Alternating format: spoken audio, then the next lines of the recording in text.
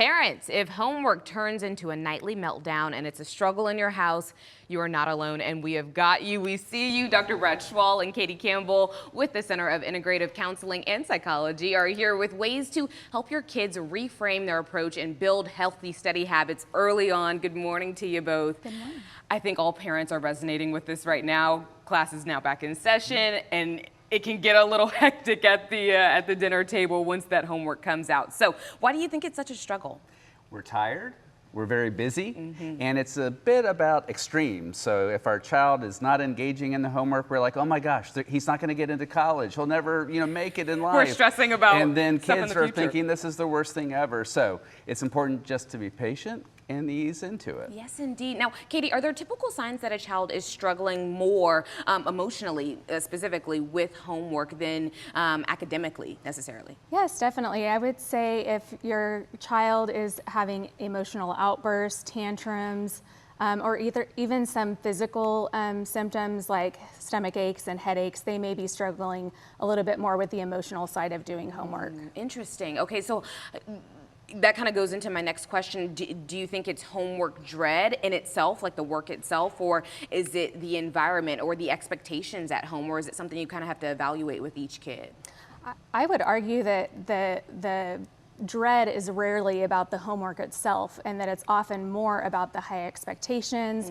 They're already mentally fatigued from a long day at school. They have activities after school, and so they're really just dreading having something else that they have to do. They get tired just like us adults, right? They have a full day. They, like you said, do some activities after school that wears them out even more, and then they still have to hit that homework when they get home, and they get tired. They get tired just like us. Now, what are some well-meaning mistakes parents often probably make that is unintentional? We're not meaning to do it on purpose, but it kind of fuels that homework tension.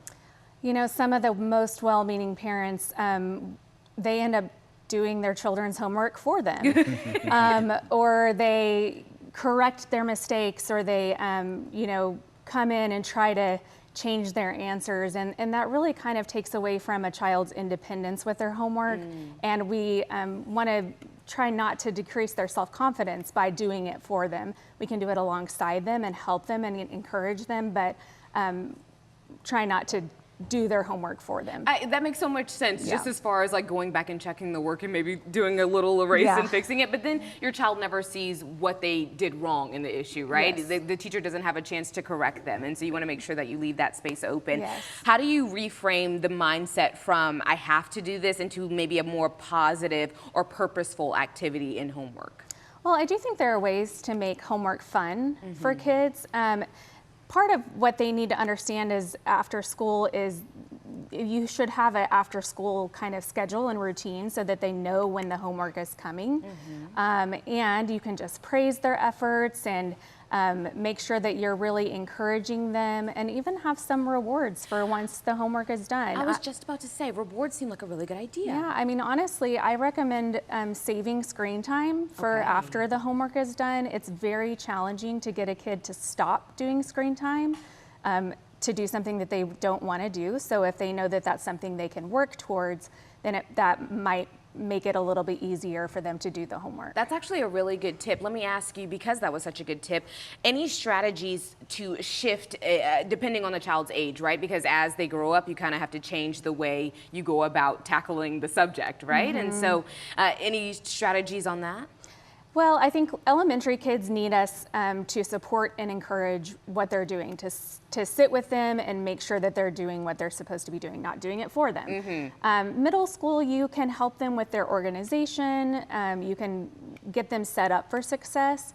And then by high school, you should really be able to expect that your kid is doing what they're supposed to be doing. Exactly. Okay, any difference in, because big projects, they do come, and I think it stresses the entire family out. Same tips go for there, or do you think different?